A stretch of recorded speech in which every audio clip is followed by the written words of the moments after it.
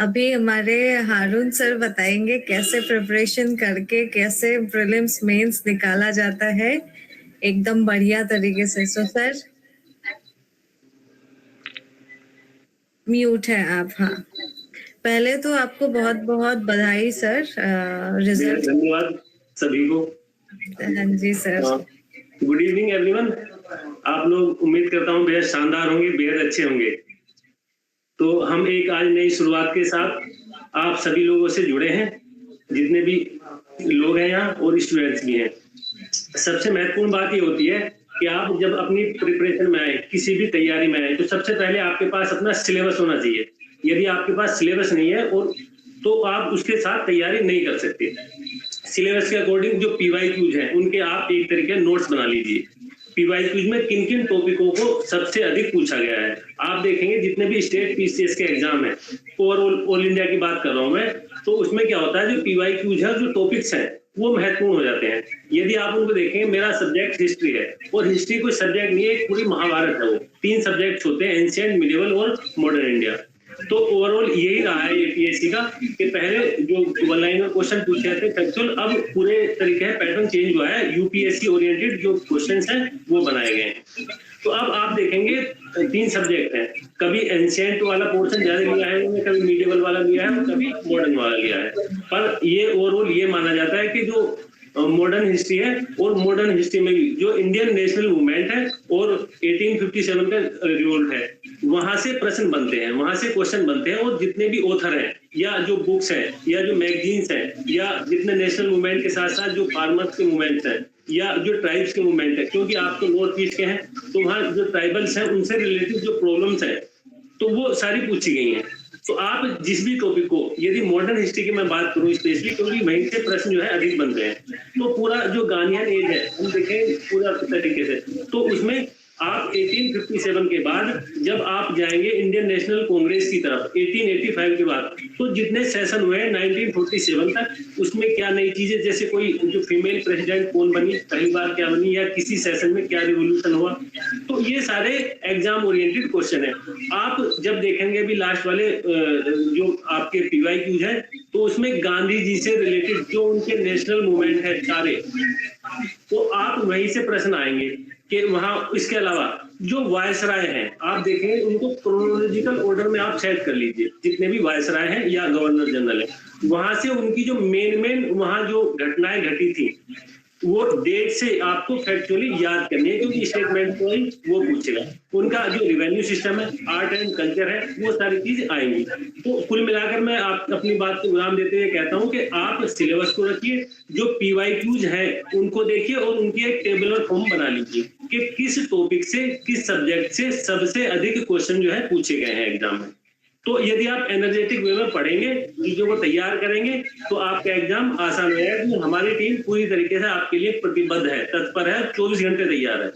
ठीक है, आप जब भी कहेंगे, जैसे भी कहेंगे, क्लास उसी तरीके से उसी मोड में चलेगी। और मैं उम्मीद करता हूं आप लोगों से कि आप जो टेस्ट सीरीज है जो ब्रह्मपुत्रा की है, इसमें जो आप टेस्ट है वो ऑफलाइन देंगे तो आपके लिए ज्यादा अच्छा रहेगा। बाकी आप ऑनलाइन भी देंगे, आप मतलब मेरा सजेशन था आप सभी लोगों के लिए, ठीक है ना। तो एग्जाम कोई हवा नहीं होता किसी चीज के लिए भी, यदि आप पढ़ेंगे तो आपको उसका प्रतिफल अवश्य मिलेगा, ये ध्यान रखिएगा। बस बात यह है कि आप अपने आप को, यदि 2 घंटे के लिए आप बैठ के पढ़ने के लिए, फिर 2 घंटे पढ़िएगा। यदि 2 घंटा खाना खा रहे हैं, एक बार बता दो, फिर खाना खाइएगा, यानी कि जो काम कर रहे हैं आप उसमें लीन हो जाइए, ठीक है, तभी ये एग्जाम निकलेगा, ना तो नहीं निकलेगा। ऐसा भी नहीं है कि 4 दिन पढ़ लिए फिर 8 दिन आपने मस्ती ली, तो ये भी नहीं करना है। आपको लगातार प्रयास करना है, और कहते हैं कि बूंद बूंद से घड़ा भरता है, तो तैयारी का सारी कहानी यही है। और जितना हो सके जो आपने 2 दिन पढ़ा उसको रिवीजन मोड में भी रखिए। जितना आप रिवीजन मोड में रखेंगे, जितना चीजों को देखेंगे, उतनी चीजें आपकी अच्छी हो जाएंगी। तो पढ़िएगा और बढ़िएगा। धन्यवाद। ठीक है Ritika ma'am, thank you. Thank you sir, thank you for sharing your thoughts. Actually रेशम मैम प्लीज आप अपना म्यूट कर लीजिए ना माइक। ओके, यहाँ पे मैं एक बात कहना चाहूंगा। जैसे एक बार बहुत से बच्चे ऐसे भी होंगे जो हो सकता है हमें ज्वाइन ना करें, तो ये बिल्कुल भी टू बी वेरी फ्रैंक कि हमारा ये सेशन लेने का कभी भी ये मतलब नहीं है कि आप बैच को परचेज ही करें। तो एक परफेक्ट स्ट्रेटजी क्या होनी चाहिए मैम, अगर आप कहें तो हम एक परफेक्ट स्ट्रेटजी शेयर करें कि जो बच्चे हमें ज्वाइन किए हैं कि अगर आपको सच में एपीएससी 2026 क्लियर करना है तो आपको किन किन चीजों पे फोकस करना चाहिए। जैसा कि आपको राजशेखर सर ने बताया, रेशम मैम ने बताया, हारून सर ने बताया, मैं एक कंक्रीट वे बता रहा हूं हम सभी लोगों का कंक्लूड करके। सबसे पहले आपके पास सिलेबस बहुत इंपॉर्टेंट है, ठीक है। सिलेबस किस तरीके, जैसे आज हम सपोज करिए एक जगह से दूसरी जगह जाते हैं तो हमें गूगल मैप की जरूरत पड़ती है ना, यानी डायरेक्शन बहुत इंपॉर्टेंट है। सपोज करिए कि आप ऐसी जगह पे कुआं खोद रहे हैं जहां पानी ही नहीं है ना, तो आपका टाइम लॉस हो रहा है, प्लस आपको रिसोर्सेस, आपको जो उसका फ्रूटफुल रिजल्ट है वो नहीं मिलेगा। तो सिलेबस, और दूसरी चीज पीवाईक्यू, कि क्या जो सिलेबस पूछ रहा है पीवाईक्यू से भी, यानी कि जो प्रीवियस ईयर क्वेश्चन पेपर है, जैसा कि मैंने आपको बताया कि ओनली कंपटीशन की वेबसाइट पे जाके आप वो पीवाईक्यूज आप आसानी से डाउनलोड कर सकते हैं, ठीक, ईयर वाइज ही दिया है। तो आप इसका एक बार एनालिसिस कीजिए, इसको एक बार पढ़िए। जैसा कि आपको हारून सर ने बताया, जो आपको लगता है कि बहुत आसान है, सपोज करिए कि आपने 50 क्वेश्चन आपको लगते हैं बहुत आसान है और बाद के 50 क्वेश्चन लगते हैं कि तो उसमें 20 to 25 क्वेश्चन मॉडरेट है और 20 क्वेश्चन आपको लगेगा कि बहुत टफ है, आप उसके निश्चित रूप से नोट्स बना लीजिए। आप देखेंगे कि लास्ट 10 ईयर 20 ईयर के पीवाईक्यूज में बहुत से क्वेश्चन या बहुत सा एरिया ऐसा होगा जहां से बार बार क्वेश्चन पूछा जाएगा, ठीक है। अब जो क्वेश्चन बार बार रिपीट हो रहे हैं, अब उस टॉपिक को बहुत अच्छे से पढ़िए। जैसे सपोज करिए कि अहोम किंगडम से बहुत बार बार असम हिस्ट्री से क्वेश्चन पूछा जा रहा है। अगर मैं ज्योग्राफी की बात करूं तो ब्रह्मपुत्र एंड ट्रिब्यूटरीज जो उसकी रिवर्स हैं वहां से क्वेश्चन पूछा जा रहा है। तो इसका मतलब क्या है कि आपको थॉरली ब्रह्मपुत्र को बहुत अच्छे से पढ़ लेना है, अहोम किंगडम को बहुत अच्छे से पढ़ लेना है। या अगर मैं इंडियन नेशनल मूवमेंट की बात करूं तो 1857, या मैं उसके बाद बात करूं तो इन सारी चीजों को बहुत थॉरली पढ़ना है। इसके अलावा करंट अफेयर पे ऐसे ही आप सारे सब्जेक्ट का एनालिसिस कर लीजिए, history, polity, geography, economy, environment, ecology, geography, ये सारी चीजों को आप थॉरली एक बार देखिए कि उसका जो सिलेबस है और जो उसमें पीवाईक्यूज है, क्या वहां से क्वेश्चन पूछ रहा है, और जो क्वेश्चन पूछ रहा है किस सेगमेंट का कितना वेटेज है। ऐसा है नहीं है कि लास्ट 5 ईयर में कहां से क्वेश्चन, तो इसका मतलब ये नहीं कि जहां से क्वेश्चन नहीं पूछ रहा है वो आपको नहीं पढ़ना है। ये हमेशा ध्यान रखिए, ये कोई भी ये प्रिडिक्ट नहीं कर सकता कि कमीशन कब किस सेगमेंट से क्वेश्चन पूछेगा, लेकिन हाँ एक हम ये जरूर एक हम प्रिडिक्शन लगा सकते हैं कि ट्रेंडिंग टॉपिक्स क्या है, ट्रेंड क्या चल रहा है। तो ट्रेंड को बहुत अच्छे से पढ़ना है और जो ट्रेंड से बाहर है उसको भी छोड़ना नहीं है, पढ़ना है। ये हमेशा याद रखिए, एक अच्छा जो कैंडिडेट होता है, एस्पायरेंट्स होता है, वो थॉरली प्रिपरेशन करता है, होलिस्टिक अप्रोच रखता है। क्योंकि सपोज करिए कि 26 में पैटर्न बिल्कुल चेंज है, वहां से क्वेश्चन पूछ रहा है जो लास्ट 5 ईयर में नहीं, और आपने कुछ भी नहीं पढ़ा, तो उसमें आपको बहुत ज्यादा दिक्कत हो जाएगी, है ना। तो पढ़ना सब कुछ है, वेटेज जरूर दीजिए कि वेटेज कहाँ ज्यादा पूछ रहा है, आपका कौन सा कंफर्ट जोन है, कौन सा डिसकंफर्ट जोन है। इसके अलावा करंट अफेयर पे फोकस कीजिए। करंट अफेयर बहुत इंपॉर्टेंट है, चाहे वो India and world say related हो या स्टेट स्पेशल हो। इन सारी चीजों को देखते हुए और जो टॉपिक आप पढ़ रहे हैं उससे रिलेटेड एमसीक्यू सॉल्व करते रहिए। कि जैसे सपोज करिए कि आपने क्या पढ़ लिया, आपने क्लाइमेट पढ़ लिया। अब आपने अगर क्लाइमेट पढ़ लिया तो क्या क्लाइमेट से रिलेटेड जो एमसीक्यूज है आप सॉल्व कर पा रहे हैं? क्या क्लाइमेट से रिलेटेड जो पीवाईक्यूज में क्वेश्चंस आए आप वो सॉल्व कर पा रहे हैं? अगर आपकी ये चीजें स्ट्रेटजी सही हो रही है तब तो ठीक है, अगर नहीं हो रहा है तो इसका मतलब क्या है कि आप पढ़ रहे हैं और क्वेश्चन नहीं सॉल्व हो रहा है। तो लैग कहां हो रहा है कि आप रिवीजन नहीं कर रहे हैं यहाँ पे, इसका मतलब, ठीक है। तो फिर आपको रिवीजन पे फोकस करना है।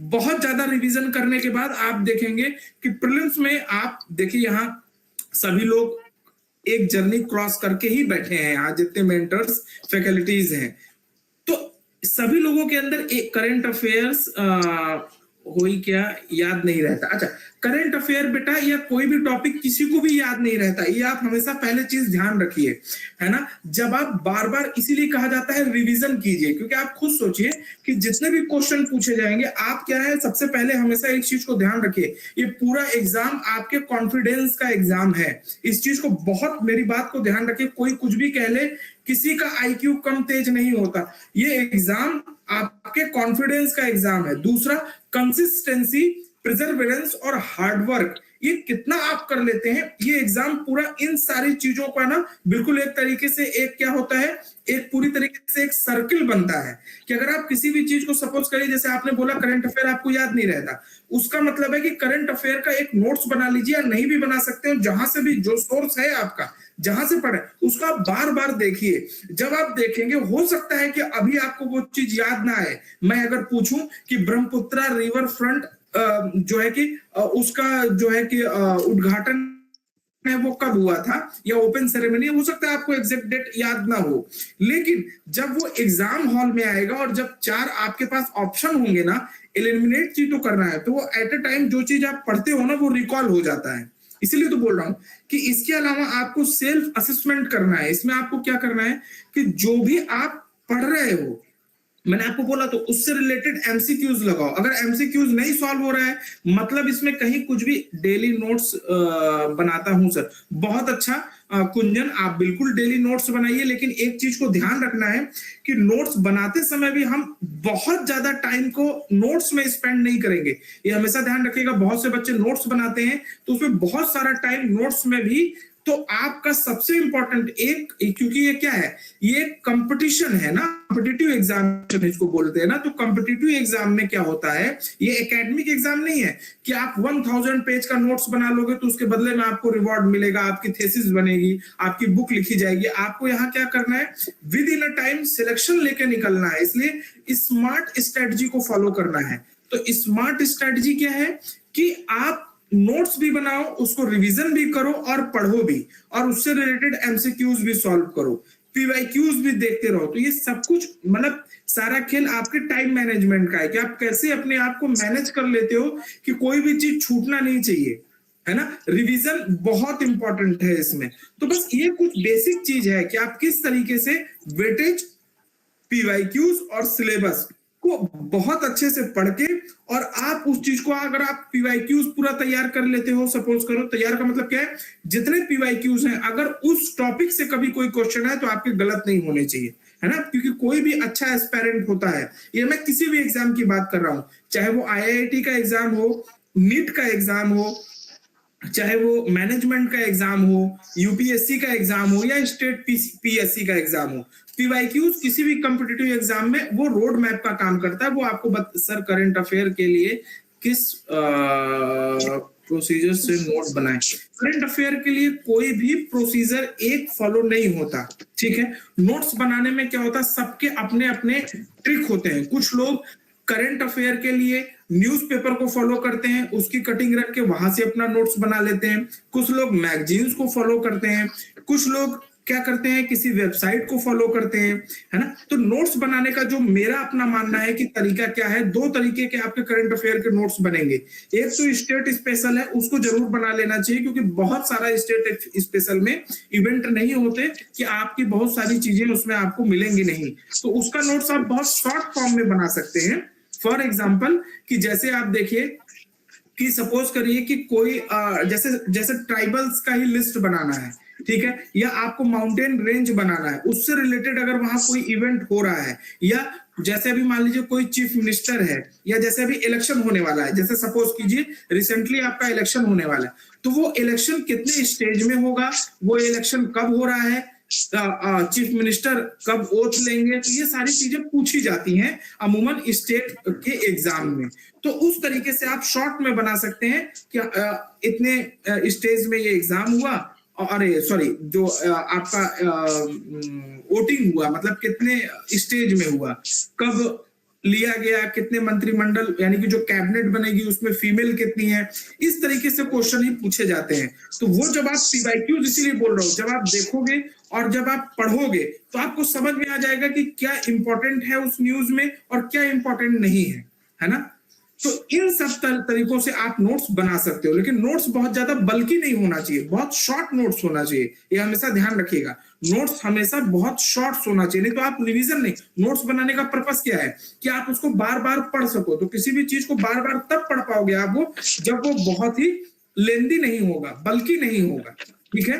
तो इस तरीके से आप करके बहुत आसानी से एग्जाम को क्वालिफाई कर सकते हो, ठीक है Ritika ma'am. Sir answer writing के बारे में भी बताइए सर।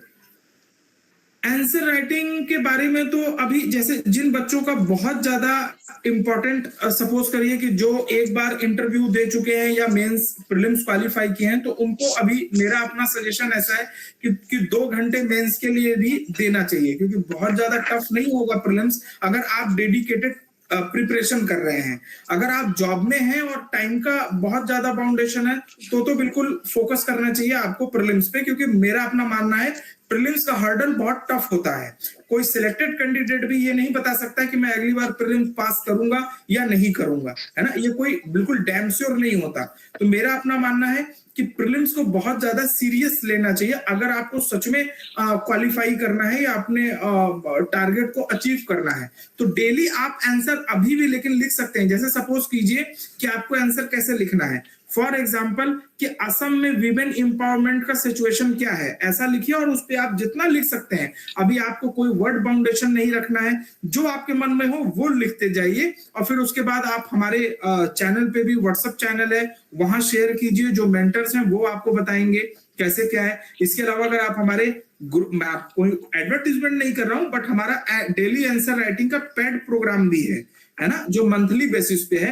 आप अगर उसको भी ज्वाइन करें तो उस पे हम 0 से आपको आंसर लिखना, डेली 5 AD हमारा आंसर प्रोग्राम है। हम आपको डेली 5 आंसर आप लिखेंगे, हम आपको क्वेश्चन देंगे, आप आंसर लिखिए, फिर उस पे हम आपको डिटेल सॉल्यूशन और उस पे डिटेल एनालिसिस करेंगे। ये हमारे डेली आंसर राइटिंग प्रोग्राम है जो नॉर्थ ईस्ट में पहली बार हमने लॉन्च किया है इस चीज को लेके, है ना। और कोई क्वेश्चन हो आप लोगों का प्लीज? कोई क्वेश्चन नहीं है। ओके, क्वेश्चन हम देते रहेंगे सर। मैनेज करें, बहुत अच्छे से मैनेज किया जा सकता है। देखो, अगर आप ग्रेजुएशन कर रहे हैं तो इसका मतलब है कि आप अंडर 21 ईयर से कम होंगे। पहली बात, डेली कितने टाइम देना सही है। देखिए, टाइम तो हमेशा वेरी करेगा कि आप कितना, आपके पास टाइम है। पढ़ने का कोई टाइम नहीं होता। मेरा तो अपना मानना है कि आपके पास जब भी टाइम मिले आप पढ़िए। जितना आप, क्या होता है ना कि जितना आप किसी चीज में मीठा डालोगे उतना आपको अच्छा रिजल्ट आएगा। तो पढ़ने का कभी कोई ये नहीं है कि आप कितना पढ़ो। अब वो डिपेंड करता है। मेरा मानना है कि अगर आपके पास 24 आवर फ्री है तो आप जो भी अपना काम करते हो, माइंड फ्रेश जब भी आपको लगता है, आपको केवल अपने पढ़ाई पे, रिवीजन पे, अपने टारगेट पे, क्योंकि आप जितना जल्दी सिलेक्शन ले लोगे, जितना ज्यादा मेहनत करोगे, उतना आपके पास स्ट्रगल कम हो जाएगा, आपका टाइम बच जाएगा और आप अपने लाइफ को बहुत ज्यादा इंजॉय कर सकते हो। क्योंकि ये क्या है, ये बहुत ही एक तरीके से, अगर इसमें अगर आप फंस गए प्रीलिम्स, मेंस, इंटरव्यू में, तो ये बहुत अच्छा चीज भी है, तो इसका एक बहुत एक डार्क फेज भी है ना। तो कभी भी ये नहीं देखना चाहिए कि हम कैसे पढ़ें या कितने टाइम पढ़ें। आइडियली आपको 6-7 आवर तो पढ़ना ही चाहिए, लेकिन अगर आप इससे ज्यादा पढ़ सकते हो तो पढ़ाई एक ऐसी चीज है जो कभी भी आपको नुकसान नहीं करेगी। ठीक है, लोग कहते हैं APSC दिन के लिए 10 से 12 घंटा देना सही है। नहीं बेटा, देखो, आप कभी भी मशीन नहीं हो। जैसा कि मैंने आपको बताया, मिनिमम का तो क्राइटेरिया है कि आपको 6 आवर 7 आवर पढ़ना चाहिए, है ना, कि जैसे 2-3 घंटे सुबह पढ़े, 3 घंटे शाम को पढ़े, ये बहुत, लेकिन इसमें कंसिस्टेंसी बहुत इंपॉर्टेंट है। हाँ, अगर आप 10 to 12 आवर पढ़ते हैं, जैसे अगर आप ये अगर 6 आवर अगर कंटिन्यू रखोगे, तो जैसे जैसे एग्जाम पास आएगा आपकी भी पढ़ाई 8 से 10 घंटे अपने आप हो जाएगी, ऑटोमेटिक। होता क्या है ना कि पढ़ाई क्या होता है कि जैसे एक है ना कि मोहब्बत की तमन्ना है तो वो वस्फ पैदा कर, जहां से रूह चलते वहां तक नाम पैदा कर। तो ये एक उस टाइप से चीजें हैं कि आप जब किसी चीज को जब आप प्रेम करने लगते हो तो उसके करीब जाने लगते हो, है ना। तो वो क्या है, आप अपने आप उसके पास जाने लगोगे जब आपको पढ़ने में बहुत इंटरेस्ट आने लगेगा। सेल्फ स्टडी करके मेंस क्लियर करा, मैं आपका मैसेज सॉरी पढ़ नहीं पाया। और जिन्होंने कहा था कि ग्रेजुएशन के साथ कैसे प्रिपरेशन कर सकते हैं, तो आप बहुत आराम से प्रिपरेशन कर सकते हो, क्योंकि अभी आपके पास, आप अंडर एज भी हो, आपके पास टाइम है। तो सबसे पहले आप क्या करो कि NCERT को कवर अप कर लो। जितने भी NCERT हैं क्लास 6 से लेकर 12 तक, वो आप कवर करो। जनरल स्टडीज की आपकी चीजें वहां खत्म हो जाएंगी पूरी। उसके बाद आप क्या काम करो, SCERT पढ़ो। SCERT से आपका क्या कवर होगा, स्टेट स्पेशल। जितना भी स्टेट स्पेशल का क्वेश्चन है आप उठा के देखिए, आपके SCERT पूछा गया है। कहीं और बाहर किसी का भी कुछ पढ़ने की जरूरत नहीं है। सबसे पहले NCERT कवर अप करिए। सब्जेक्ट स्पेसिफिक है, हिस्ट्री, पॉलिटी, ज्योग्राफी, और क्या पढ़िए, जनरल साइंस, ठीक है।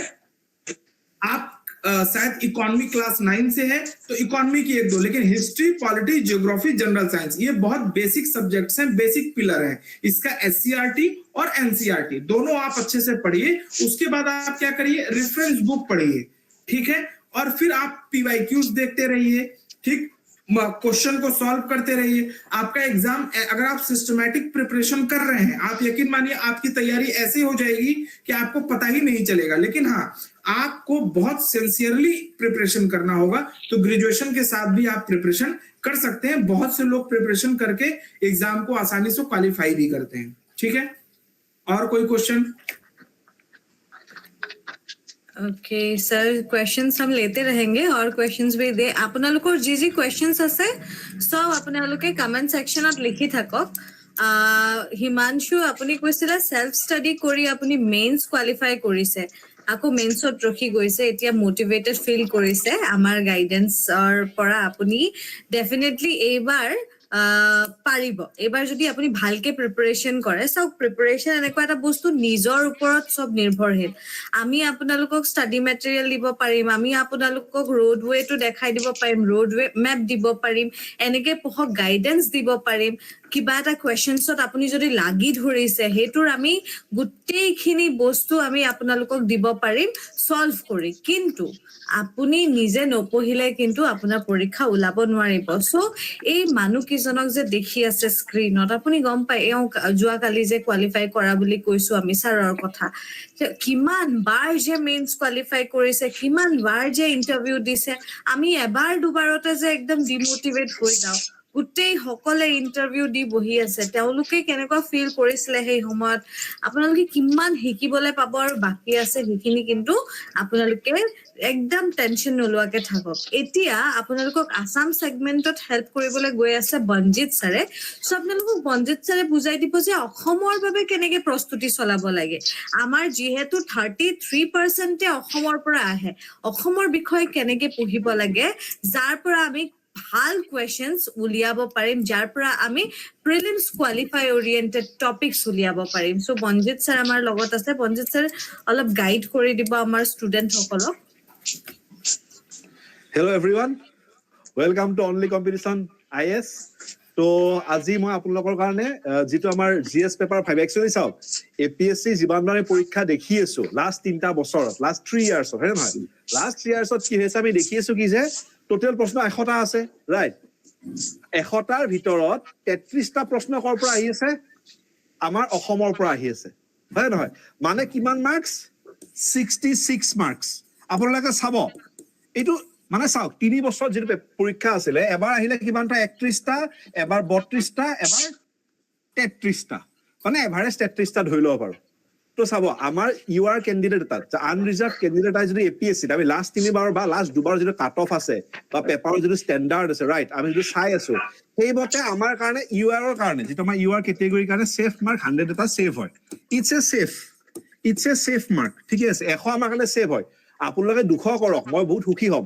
বাট কি থাকে না, সেফ মাৰ্ক থাকে। সেফ মাৰ্কটো কিমান হৈছে? দিস 100, 100 তো কি সেফ হয়, হয় নহয়? যেতিয়া 100ৰ ভিতৰত 66 মাৰ্কস অকল আমি অসমৰ পৰাই পাই আছো, that's a very good thing. তো অসমটো কি কৰিব লাগিব? গোটেই ভালকে পঢ়িব লাগিব। তো চাওক এপিএসসি যেটো আমাৰ জিএস পেপাৰ 5 বা আসাম স্পেসিফিক যেটো মেইনছৰ পেপাৰ আছে হয়, তাৰ পৰা কি হয় প্ৰিলিমছৰ টপিক বিলাক আহি থাকে।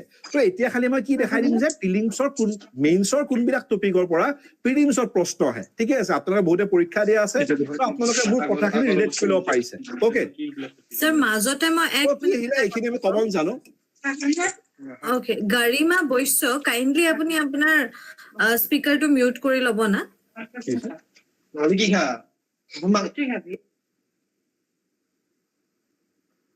হয় স্যাৰ, কন্টিনিউ কৰিব পাৰিব। ওকে, তো আমি কি চাওঁ হিষ্ট্ৰী, ইতিহাসৰ প্ৰশ্ন আমি দেখি থাকো, হয় নহয়? ইতিহাসৰ প্ৰশ্ন বহুত আহে। প্ৰায় যিখন আমাৰ যিমানবিলাক প্ৰশ্ন আহে প্ৰিলিমছৰে হওক বা মেইনছৰে হওক, যিমানখিনি প্ৰশ্ন গোটেই কোৰ্সটো অভাৰভিউ কৰি দিছো, ঠিক আছে? প্ৰিলিমছ বা মেইনছৰ হওক, মেইনছ মেক্সিমাম প্ৰশ্ন অসমৰ পৰা আহে, হিষ্ট্ৰীৰ পৰা আহে। আৰু হিষ্ট্ৰী কোনখিনি কভাৰ কৰে? স্পেচিয়েলি হিষ্ট্ৰী কভাৰ কৰে আপোনাৰ যেটো আহোম যুগ আছে ন, যেটো আহোম টাইম আছে, আহোম টাইমটো তেওঁলোকে কভাৰ কৰে, ঠিক আছে? 1228ৰ পৰা যেটো ইয়াণ্ডাবু সন্ধি, ইয়াণ্ডে বহন্তি মানে কি য'ত আমাৰ অসম সেই ইংৰাজীৰ অধীনলৈকে গ'ল সেই টপিকটোৰ প্ৰশ্নবিলাক কভাৰ কৰে তাৰ ইম্পৰ্টেণ্ট ইভেণ্টবিলাক লগতে আৰু কি কৰিব তাত কোন কোন আছে লাচিতৰ কথা সোমাই যাব হয় নহয় তাৰ পিছত যিটো আমাৰ কি থাকিলে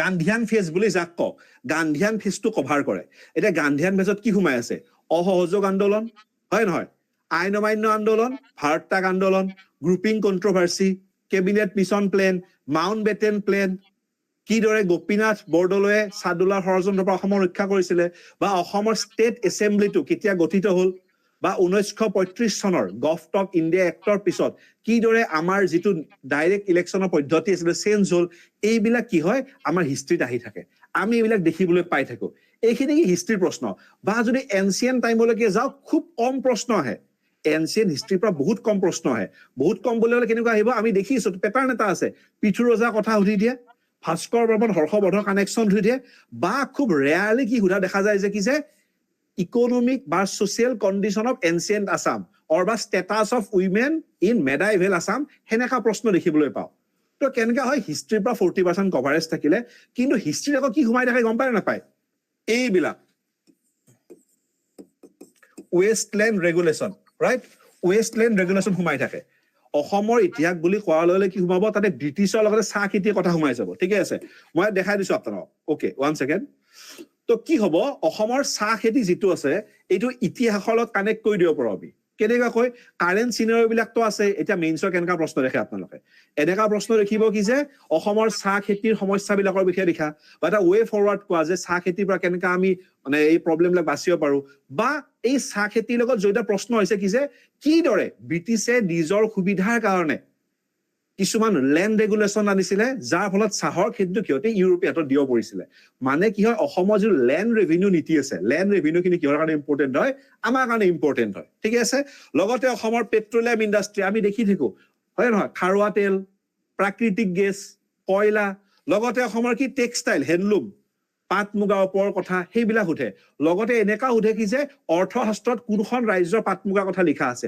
অসমৰ পাট মুগাৰ কথা লিখা আছে সেনেকা টাইপৰ টপিক আমি দেখিবলৈ পাওঁ দ্যাটছ লাইক কি টুৰিজিমৰ কথা এতিয়া টুৰিজিম বুলি কি কথা বুজিব টুৰিজিম বুলি ক'লে আমাৰ মনলৈকে আহে কি কাজিৰঙা আৰু মাজুলী তো সুধিব পাৰে যে কাজিৰঙাৰ চেলেঞ্জেছ বিলাক কি বা কাজিৰঙাৰ ডেভেলপমেণ্টৰ কাৰণে কেনেকা ষ্টেপ ল'ব লাগিব পাৰে বা আকৌ সুধিব পাৰে মাজুলী গুৰুত্ব কেনেকুৱা বা কিদৰে মাজুলীক আমি এটা টুৰিষ্ট হটস্পট বনাব পাৰো এনেকা প্ৰশ্ন উঠে বা আমি দেখিছিলো সত্ৰৰ প্ৰশ্ন আহে কালচাৰ বুলি ক'লে সত্ৰৰ প্ৰশ্ন কিছুমান আহে সত্ৰৰ প্ৰশ্ন কেনেকা আহিব মনত আছে নে 2023 এপিএছচিৰ প্ৰশ্ন আহিছিলে যে অসমৰ কোনখন সত্ৰৰ সত্ৰাধিকাৰক কি কৰে ৰাইজে নিৰ্বাচিত কৰে বৰপেটা সত্ৰাধিকাৰ তো কি সত্ৰৰ ওপৰত প্ৰিলিমছৰ প্ৰশ্ন আহে বা মেইনছৰ সত্ৰৰ ওপৰত কেনেকা প্ৰশ্ন আহে যে কিদৰে নৱবৈষ্ণৱ ধৰ্মই সত্ৰৰ জৰিয়তে প্ৰসাৰতা লাভ কৰিছিলে মানে কাৰ কথা সোমাই গ'ল শংকৰদেৱ মাধৱদেৱৰ কথা সোমাই গ'ল দামোদৰদেৱৰ কথা সোমাই গ'ল হয় নহয় আমাৰ অসমৰ ধৰ্ম প্ৰচাৰকসকলৰ কথা সোমাই গ'ল এইবিলাক বস্তু কি কৰে তাত সোমাই কেনে আহে তাৰ পিছত আমাৰ কিহৰ বস্তু আহিব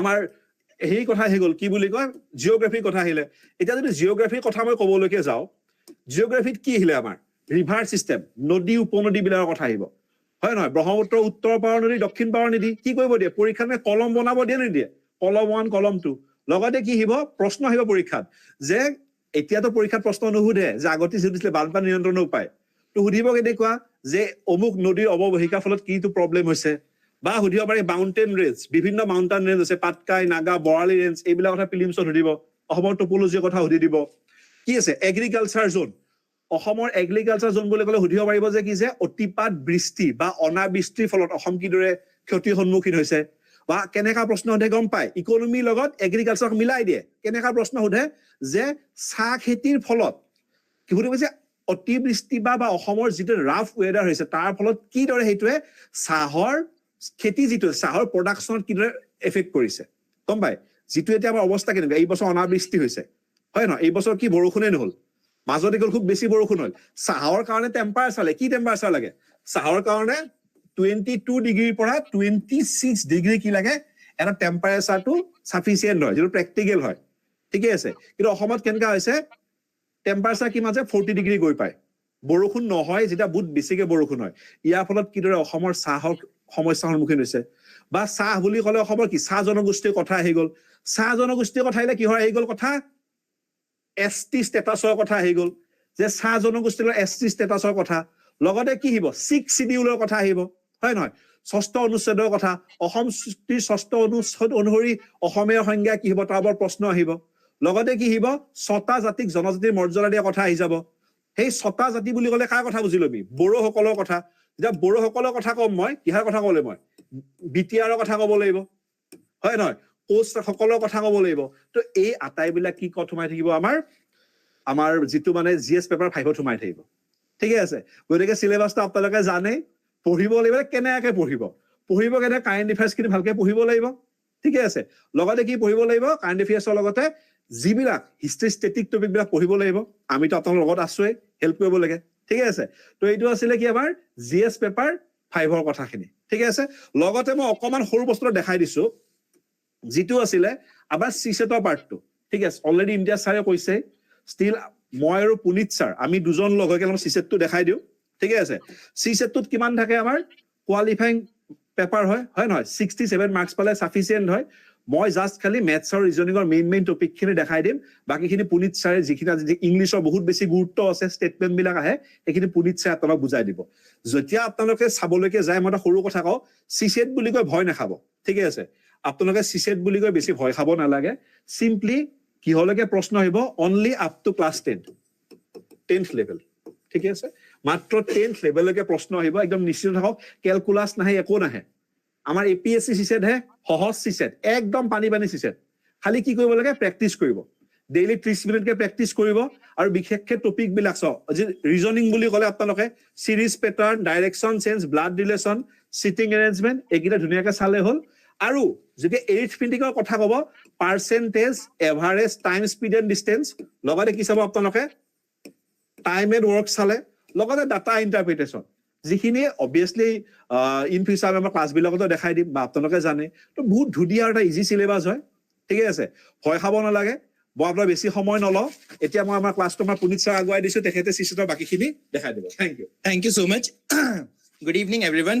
I know আপোনালোকে বহুত টায়াৰ্ড হৈ গৈছে চাগে কিন্তু বহুত ভাল ইনফৰমেশন দিছে এটা হৰুণ ছাৰে দিছে ইমতিয়াজ ছাৰে কিমান ভালকে ক'লে ৰাজশেখৰ ছাৰে কৈছে আৰু এটা বঞ্জিত ছাৰেও কৈ গৈছে ইম্পৰ্টেন্স টু আপোনাৰ মেইনছ এক্সামৰ তেতিয়া আহিব যেতিয়া আপুনি প্ৰথম পাৰ্টটো শেষ কৰি লয় আৰু প্ৰথম পাৰ্টটো হৈছে আপোনাৰ সিসেটটো সলভ কৰিব লাগিলে এটা বস্তু আপুনি মনোযোগ দিব লাগিব যে ইংলিশ পাৰ্টটো হৈ গ'ল বা ৰিজনিং পাৰ্টটো হৈ গ'ল বা এনালিটিক্যাল পাৰ্ট মানে ম্যাথছ ৰিজনিং আৰু ইংলিশ কিয় লাগে মেইন হল আপুনি যেতিয়া এটা ইউপিএসসি ৰে কথা পাতো আইএএস অফিচাৰ হৈ যায় বা এপিএসসি অফিচাৰ হৈ যায় you are talking about administrative objectives আপোনাৰ তাত অবজেক্টিভ থাকিব administrative জানে আপোনাৰ সাৰ্ভিস থাকিব ৰাইট এক্সাইজ ডিউটিত গুছি গলে পুলিচত গুছি গলে you are not going to read a comprehension আপোনাৰ মানুহ থাকিব কম্প্ৰিহেনশন কৰিব লাগিলে তেন্তে আমি যদি এপিএসসি লাষ্ট ইয়াৰৰ পেপাৰ চাই ল ইমান কম্প্ৰিহেনশনৰ কোৱেশ্চন কেলে আহিছে মই ইয়াতে ষ্টুডেন্টও বহুত বহি আছে আপোনাৰ পাৰে আনসাৰ বিচাৰিছো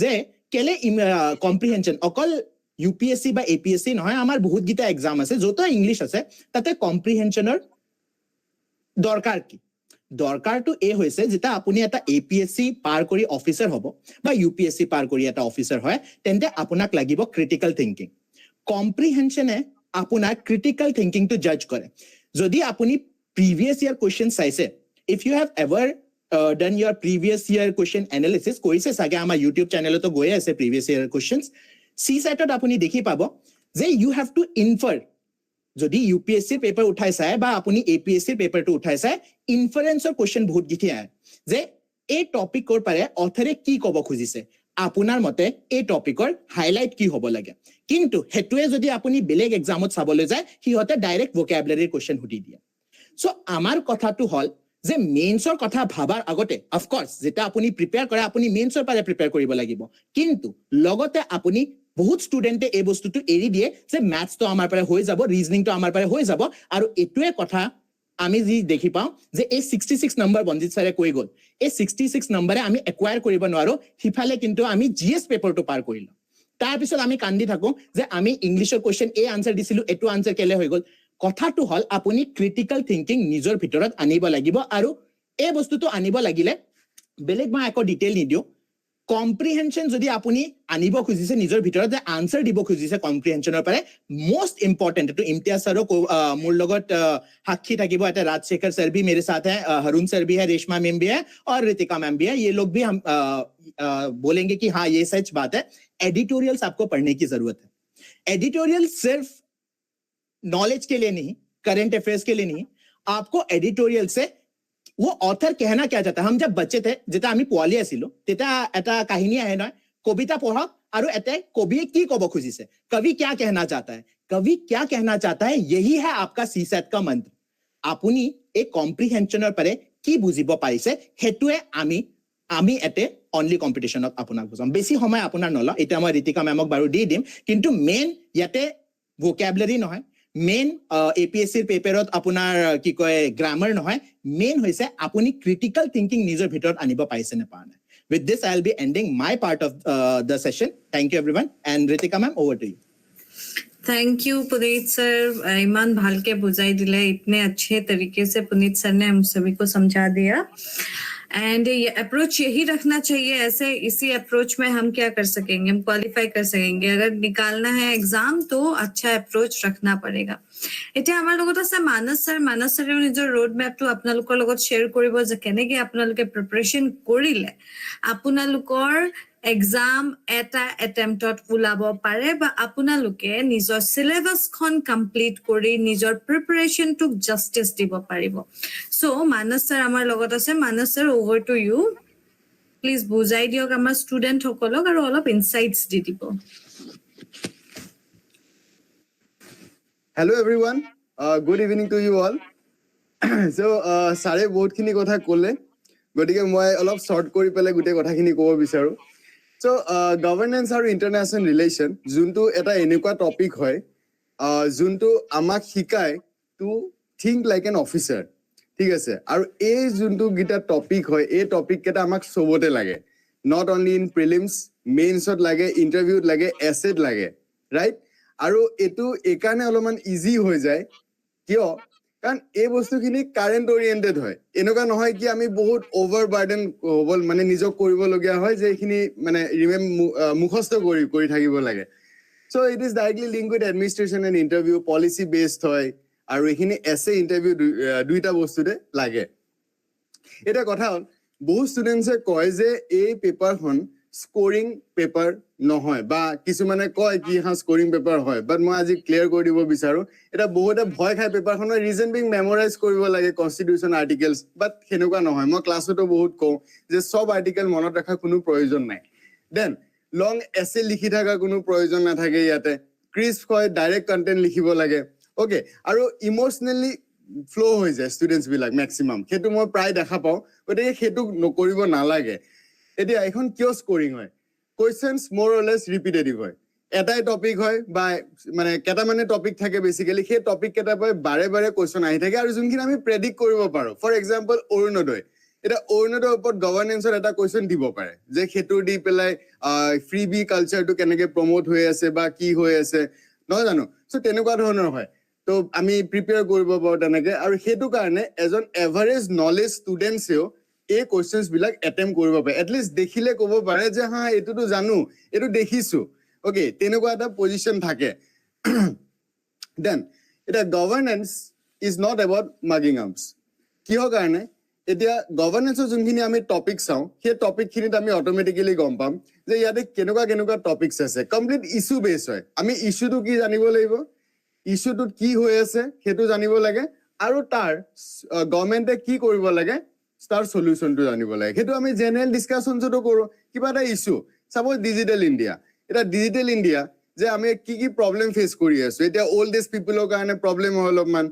নহয় জানো বা কেতিয়াবা স্মাৰ্টফোন ইউজ কৰিব নোৱাৰে বা তেনেকুৱা ধৰণৰ এটা তাৰ কাৰণে গভৰ্নমেন্টে কি কৰিব পাৰে সলিউশন কি আমি জেনাৰেল ডিসকাশন জেনাৰেলি হেবিলাক পাতো সো ই গভৰ্নেন্সত ডিজিটাল ইন্ডিয়া ডিবিটি কৰি আধাৰ সাইবাৰ সিকিউৰিটি সো এইবিলাক কমন টপিকস হয় গুড গভৰ্নেন্সৰ কাৰণে আমি ডেইলি কৈ থাকো যে কৰাপশন কমিব লাগে ট্ৰান্সপাৰেন্সি বাঢ়িব লাগে বা ফ্লিপকাৰ্ট এমাজনৰ নিচিনা যেনেকুৱা প্ৰত্যেকটো ষ্টেপতে আমাক শো কৰি থাকে ন বস্তুটো এখিনি পাইছে তেনেকে ট্ৰান্সপাৰেণ্ট হ'ব লাগে যে মোৰ ফাইলটো অমুকখন টেবুলত আছে দ্যাট ইজ ট্ৰান্সপাৰেন্সি আমি ডে টু ডে লাইফত এই গোটেই টপিক বিলাক কৰি থাকো কাৰাপচনটো কমিব লাগে এথিক্স বাঢ়িব লাগে পাব্লিক সাৰ্ভেন্ট হলে বা যেতিয়া এটা পজিশন পায় তেতিয়া বহুতে কমপ্লেইন কৰে যে পাত্তাই নিদিয়ে সো এথিক্স দেন হেল্থ কি কৰিব লাগে আয়ুষ্মান ভাৰত আছে সো আয়ুষ্মান ভাৰতৰ মানুহৰ কি লাভ হৈছে কি লোকচান হৈছে আৰু কেনেকৈ আমি ঠিক কৰিব পাৰো so these are general discussion topic এইখিনিকে আমি স্ট্ৰাকচাৰ ৱে লিখিব লাগে হয় না এইখিনি মুখস্থ কৰি থকা কোনো প্ৰয়োজন নাথাকে ইয়াতে দেন ডক্টৰ শৰ্টেজ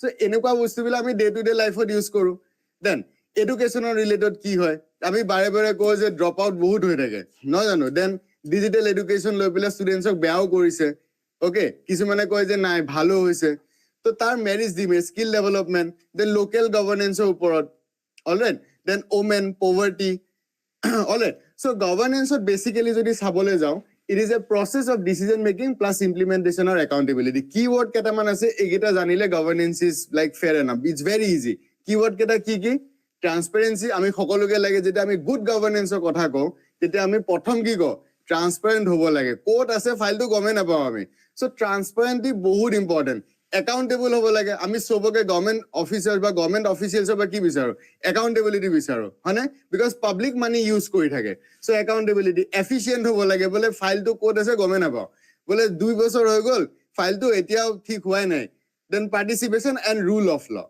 হয়নে এইগিটা বস্তু এইগিটাই হৈ যায় টোটাল গভৰ্নেন্স খন আৰু এক্সামতো এই ওয়াৰ্ড কেটাই ম্যাটাৰ কৰে আনসাৰটো যেতিয়া লিখিবা ন এইগিটা ওয়াৰ্ডে এক্সামিনাৰে ফোকাসত ৰাখে then APSC specific kataman di diso like most of the question APSC junbilak ahe health and education upor ahe obvious kotha then poverty alleviation and welfare upor women empowerment aru vulnerable groups ei saita topic e mostly ghurai pokai khudi thake je poverty alleviation er kiba ta scheme di dibo je he scheme to kaam korise ne na aru government e yar ki steps lobo lage bas imane teneke health and education for example junto CM তোমার junto amar Ayushman ভাৰতৰ নিচিনা CM or junto scheme হেতু উপৰ question খুদি দিব যে আৰু benefit কি হৈছে আৰু এটো দি আমি আৰু ফাৰ্দাৰ কি কৰিব পাৰো দ্যাটস ইট হিমানে তো স্কিম তাৰ প্ৰবলেম ইমপ্লিমেন্টেশন আৰু সলিউশন বাট দ্যাটস ইট এই গিটা ওয়াৰ্ডে লাগে স্কিম তো কি হয়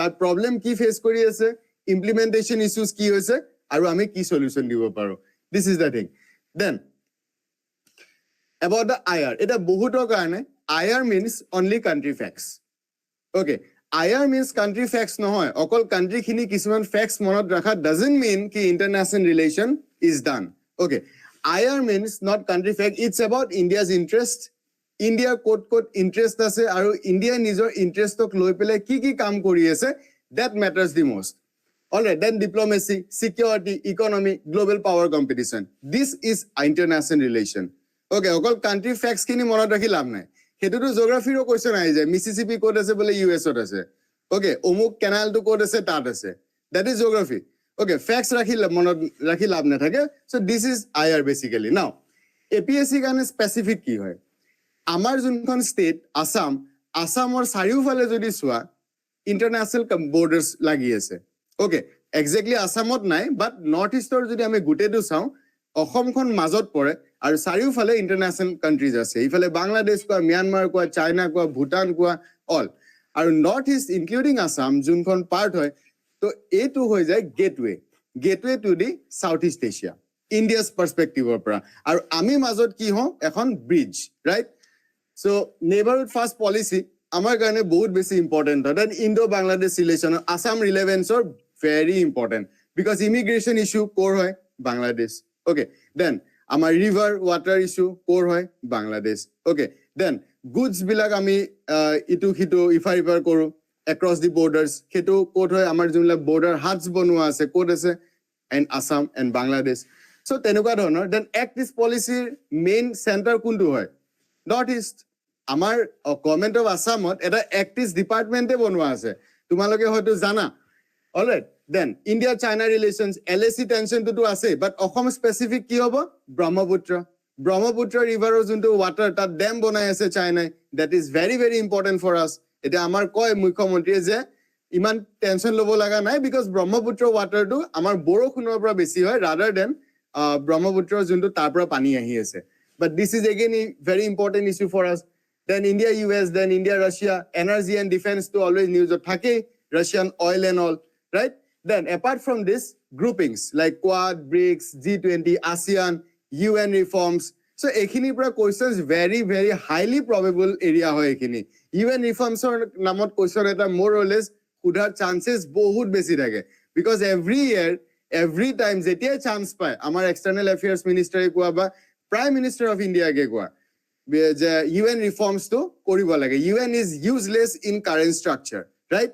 So hekane egita core topics hoy. Aru jetia ami Assam or Northeast or link eta logai dibo paro, e topics ketat khetut amar karone bonus marks hoy jay, right? Then why it is important? Because Assam plus Northeast is a bridge between India and ASEAN junto moi koisu, aru it helps India's trade, security and diplomacy. Why? Because Assam is the gateway to Southeast Asia. All right, our Act East Asia karone moi already kolo je department ase. Apart from this, these are some of the important areas. Assam is the central to Act East Asia, Act East policy and ASEAN connectivity. Then Indo-Bangladesh relation have direct demographic and security implications of Assam. Security aru demographics. Then Brahmaputra kotha already kolo. Then Northeast or stability karone Indo-Pacific region to bahut beshi important hoy. Apart from that, cross-border crime, drug trafficking, because Myanmar jodi ami sao golden triangle to ase, right? So ekane cross-border crime, drug trafficking, so ekhini amar internal and external security karone bahutu beshi jorori hoy jay. So these are some of the prelims focus area. The prelims MCQ areas highly relevant for upcoming examination. Then ASEAN facts like ASEAN countries kini kun kini hoy, kekhon country ase, ASEAN ketia group to form hoise. Okay, tenuka dhoronor. Then Act East policy ketia Act East hol. Okay, tar agote ki asile, Act East policy currently ki kori ase, Act East to under ki banai ase projects jeneke Kaladan projects hoy gol. Thik ase. Then trilateral highway junto India par Thailand leke banai ase. Then BBN, Bangladesh, Bhutan, India, Nepal. Thik ase, ketia form hoise, ki hoise tar details bilak. Then FMR, tarpisot golden triangle countries, kunkhini countries or tar logot bortoman ki ase. So all these things ami koribo lage, especially for prelims area. Then Brahmaputra names in different regions, right? Then border states with Bangladesh. Etu bosto joabar APSC to khudise, correct? Je Bangladeshor logot kun kikhon states border connect kore. ঠিক আছে, তাৰপিছত border hator junto concept etu bostu bahut important hoy jay. Then Siliguri corridor to etia bahut news ase, gotika upcoming exams or karone very important. Then Myanmar border, then China dams and river issues junto mola pagote golo Brahmaputra river ot eta dam banai ase. Then Indo-Pacific terms and Assam rifle zones. So these are some of the things. Gotike moi aru ekhini bostu moi beshi lomba nokoru because aru ase. Gotike I hope gote bostu khini buji paise. কিবা যদি question আছে আপোনালোকে জনাব, ঠিক আছে? তো এইখিনতে মই মোৰ এন্ড কৰিছো। Thank you, sir. Thank you so much. ইমান ভালকে বুজাই দিয়াৰ কাৰণে ষ্টুডেন্ট সকলক। And এতিয়া মই আপোনালোকক অলপ ইকনমিক্সৰ বিষয়ে বুজাই দিম। আপোনালোকে বহুতটো বুজি পালে, অলৰেডি আপোনালোকে বুজি পাইছে এক্সামটো কি হয়, এক্সামৰ ডিমান্ড কি হয়, সেইখিনিও আপোনালোকে বুজি পালে। এতিয়া আমি অলপ বুজিবলৈ চেষ্টা কৰিম যে কেনেকে আপোনালোকে মই যোনটো সাবজেক্ট পঢ়াবলৈ গৈ আছো ধৰি লওক, সেই সাবজেক্টটো আপোনালোকে কেনেকে ভাল মাৰ্কস ল'ব পাৰিব, ঠিক আছে? So just give me a moment. Okay, আশা কৰিছো আপোনালোকক মোৰ স্ক্ৰিনটো আপোনালোকে দেখা পাইছে বুলি আশা ৰাখিছো। Okay, চলো। সো মই আপোনালোকক পঢ়াম ইকনমিক্স, ঠিক আছে? ইকনমিক্সৰ মই আপোনালোকক এই পাৰ্টছখিনি পঢ়াম, লগতে আমাৰ হাৰুণ ছাৰে আপোনালোকক সেই পাৰ্টছখিনি পঢ়াব বাৰু। মই জাষ্ট মোৰ পাৰ্টছখিনি কৈ দিম। এতিয়া চাওক, মই আপোনালোকক এটা কথা কওঁ হা, যি আপুনি যদি ইকনমিক্সৰ প্ৰিপাৰেচন কৰিবলৈ বহে, তাত মানে ষ্টুডেণ্টে বহুত ভয় খায়। I hope মোৰ স্ক্ৰিনটো ভিজিবল আছে, মই লিখিছো যি সেইখিনি আপোনালোকে দেখা পাব বুলি আশা ৰাখিছো, ঠিক আছে? সো ইয়াতে মই আপোনালোকক এটা কথা কওঁ যে আমি প্ৰথমে we have to understand the syllabus আৰু এই syllabusটো understand কৰোঁতে আটাইতকৈ বেছি ভুল হয় ষ্টুডেণ্টৰ ঠিক আছে ধৰি লওক আমি যদি চাওঁ এতিয়া লাষ্ট ইয়াৰ্ছবোৰত কেনে ধৰণৰ প্ৰশ্ন আহিছে ইকনমিক্সৰ সেই প্ৰশ্নৰ উত্তৰ আপোনালোকে ডাইৰেক্ট কুৱেশ্যন আহিলে একদম একো নাভাবাকে দিব পাৰিবনে নোৱাৰে সেইখিনিৰ ওপৰত বহুত গুৰুত্ব থাকে ঠিক আছে যেনেকৈ ধৰি লওক আমি যদি APSC previous year question paper চাওঁ তেন্তে maximum আমি GDP ৰ question চাম GNP ৰ question দেখিম তাতে আমি nominal versus real GDP ৰ ওপৰত বহুখিনি questions দেখিম আমি হয় নে নহয় তাৰ পিছতে ইনফ্লেশনৰ ওপৰত প্ৰশ্ন দেখিম ডিফ্লেশনৰ ওপৰত প্ৰশ্ন দেখিম এতিয়া কথাটো হ'ল আৰু এটা কথা ইয়াক ইকনমিক্সৰ সদায় কাৰেন্ট এফেয়াৰ্ছৰ লগত ইন্টাৰলিংক কৰা হয় কোৱা হয় যে এটো এনেকুৱা এটা সাবজেক্ট যোনটো সাবজেক্ট যদি আপুনি ইন্ডিয়ান এক্সপ্ৰেছৰ নিচিনা নিউজ পেপাৰ নপঢ়ে দা হিন্দুৰ নিচিনা নিউজ পেপাৰ নপঢ়ে আৰু আসাম ট্ৰিবিউন নপঢ়ে তেন্তে আপুনি কৰিব নোৱাৰিব ৰিজন কি হয় চাওক ইকনমিক্স বুজি পাব লাগিব আপোনালোকে যে ইকনমিক্সৰ পৰা কেনে ধৰণৰ প্ৰশ্ন লাষ্ট ইয়াৰ ট্ৰেন্ডছ বুৰত আছে আচ্ছা বহুত ষ্টুডেন্টে আপোনালোকে এক্সেল শীট মেইনটেইন কৰে নে নকৰে নাজানো বহুত ষ্টুডেন্টে এক্সেল শীট মেইনটেইন কৰে এতিয়া আপোনালোকে সুধিব পাৰে যে এক্সেল শীট কি হয় ইয়াতে বাৰু মই পেন টেবত লিখিছো তো হেণ্ডৰাইটিং অকমান এফাল সিফাল হ'ব পাৰে আপোনালোকে ধৰি লওক 2015 ৰ পৰা 2025 লৈকে যিমানখিনি PYQ previous year question paper আছে সেই question papers খিনি আপোনালোকে গুটাই লোৱা পাছত এক্সেল শীটত কি কৰে ষ্টুডেন্টে 2015 ত কেটা প্ৰশ্ন আহিছিলে প্ৰশ্ন কেটা কোনটো টপিকৰ পৰা আহিছিলে সেই মই এই স্ক্ৰিনটোত বাৰু এতিয়া একো নিলিখুৱে মই নিজৰ স্ক্ৰিনখনহে পিন কৰি লম ঠিক আছে ওকে সো ইয়াতে আপোনালোকে চাব 2015 ত কেনেকুৱা টপিক আহিছিলে ধৰি লওক জিডিপি ৰ এটা কোৱেশ্চন আহিছিলে বা কনজিউমাৰ প্ৰাইস ইনডেক্সৰ ওপৰত কোৱেশ্চন আহিলে হোলসেল প্ৰাইস ইনডেক্সৰ ওপৰত কোৱেশ্চন আহিলে সাপোজ সেই কোৱেশ্চনটো আকৌ 2017 ত আহিছে নে 2018 ত আহিছে নে ট্ৰেন্ড এনালাইসিস আপুনি কেনে ধৰণৰ প্ৰশ্ন আহিছে তাৰ পৰা আপুনি কি পাই যাব আপুনি তো পুৰা কোৱেশ্চনছ খিনি পাই গ'ল যে এইখিনি কোৱেশ্চন হয় কিন্তু কিছুমান ষ্টুডেন্টে যোনসকলে প্ৰিলিমছ উলিয়াইছে দুবাৰ তিনিবাৰ তেওঁলোক কোট মাৰ খাই জানে নে তেওঁলোকে এই ট্ৰেন্ড এনালাইসিস আৰু এক্সেল শীটবোৰত ইমানেই হুমাই যায় তেওঁলোকে কিছুমান টপিক এৰি দিয়ে ধৰি লওক আমি যদি লিগেল লেন্ডাৰৰ কথা কওঁ লিগেল লেন্ডাৰৰ কোৱেশ্চনছ আহে বহুত ঠিক আছে এতিয়া ইয়াতে কোৱেশ্চন আহিব পাৰে ধৰি লওক লিগেল লেন্ডাৰ আমি কাক মানিম 50 পইচাৰ পৰা তাৰ ওপৰৰ যোনটো এমাউন্ট হয় তাকটো আমি লিগেল লেন্ডাৰ মানো লফুলি জুনে যাৰ অথৰিটি আছে যে হয় এইটোক আমি অথৰিটি দিছো দিস এইটো লিগেল লেন্ডাৰ হয় ডিমনিটাইজ হোৱা মানিখিনিত আমি লিগেল লেন্ডাৰ মানিম নে না মানিম হয় নে নহয় ধৰি লওক আমি জিডিপিৰ বিষয়ে কথা পাতো জিডিপি কি হয় জিডিপি কেনেকে ক্যালকুলেট কৰে জিডিপি ক্যালকুলেট কৰাৰ ৱে কি যেনেকে C plus I plus G plus X minus M আমি দি দিলো কিন্তু এই ইয়াতে যে I টো আছে এই I টো ইনভেষ্টমেন্ট বুজাই জিডিপি ক্যালকুলেট কৰা আৰু এটা ৱে আছে নহয় হেতু হৈছে W plus I plus P plus R এই যে ইয়াতে I টো আহিলে সেই I টোৱে কি ডিনোট কৰে জানেনে সেই I টোৱে তো ইন্টাৰেস্ট ডিনোট কৰে ইয়াতে আহি গল যে এটা আইট ইনভেষ্টমেন্ট এটা আইট ইন্টাৰেস্ট সো এটোৰ আপুনি কনসেপ্ট ক্লাৰিটি যোনটো সেই কনসেপ্ট ক্লাৰিটিটো যদি নাৰাখে তেতিয়া বহুত প্ৰবলেম হৈ যায় ধৰি লওক মই আপোনালোকক FDI কথাই কৈছো FDI পলিচিৰ ওপৰত কিবা প্ৰশ্ন আহি গল এতিয়া APSC বা UPSC কথাই কৈছো মই ধৰি লওক বেলেগ স্টেট সিভিল সাৰ্ভিসেছৰ যোনবোৰ এক্সামিনেশন থাকে স্টেট PSC থাকে তাত কি হতে যোনটো টপিক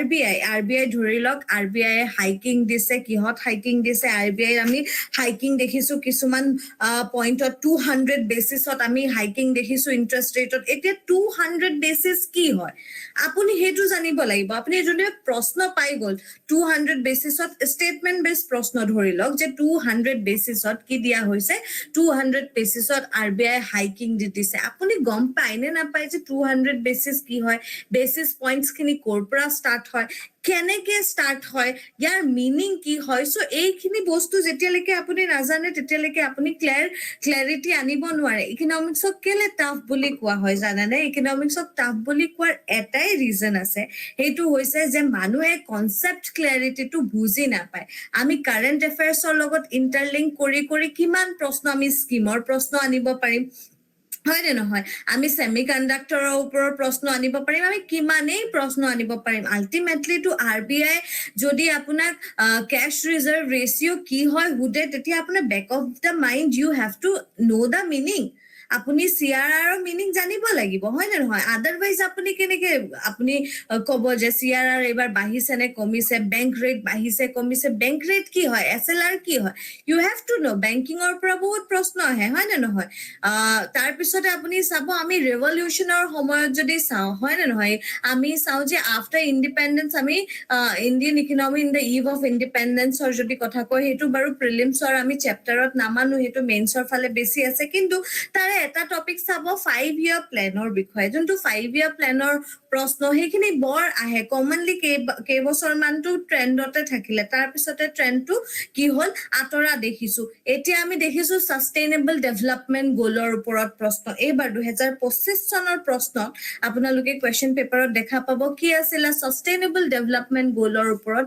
প্ৰশ্ন আমি বহুখিনি দেখা পাইছো এই গোলস খিনি এচিভ কৰোতে প্ৰথম গোলটোৱে দ্বিতীয় গোলটোৱে তৃতীয় গোলটোৱে কোড কি বুজাইছে প্ৰথম গোলটোৰ লগত কি ইন্টাৰলিংক হৈ আছে স্কিম হেই স্কিমটোৱে ইন্ডিয়ান জিডিপিত কি হেল্প কৰিছে জিডিপি কলে জিএনপিও জানিব লাগিব দুবাইত যোনটো আছে হি জি আৰ্ন কৰি আছে ইণ্ডিয়াত যি আছে হি জি আৰ্ন কৰি আছে সবৰে আমি জিডিপি জিএনপি কেনেকে ক্যালকুলেট কৰো জিডিপিত আমি ইনফ্লেশনৰ কথাই যদি কওঁ 2015 চনতটো আমি ওটিটি প্ল্যাটফৰ্মছ এনেকুৱা প্ল্যাটফৰ্মছ নাছিলে এতিয়া যিহেতু আমি দেখিছো এই প্ল্যাটফৰ্মছ বোৰ আহিছে ইনফ্লেশন আমি কেনেকে কাউন্ট কৰো 300 বস্তু আমি ধৰি লওক সাপোজ আমি 500 বস্তুৰ আইটেমছ খিনি দেখা পাইছো আমি হে 500 বস্তুৰ পৰা হে ইনফ্লেশনটো কাউন্ট কৰিছো ষ্টুডেন্টৰ মনত হেতু ডাউট থাকে তেওঁলোকে আকৌ গৈ চ্যাট জিপিটিত কব যে আমি যদি এইখিনি বস্তুৰ বিষয়ে আমি ইন্ডিয়ান জিডিপিৰ বিষয়ে শিকিছো তেন্তে আমি বা ইনফ্লেশনৰ বিষয়ে কৈছো তেন্তে আমি আগৰ 2015 ৰ পৰা এতিয়ালৈকে 25 লৈকে আমি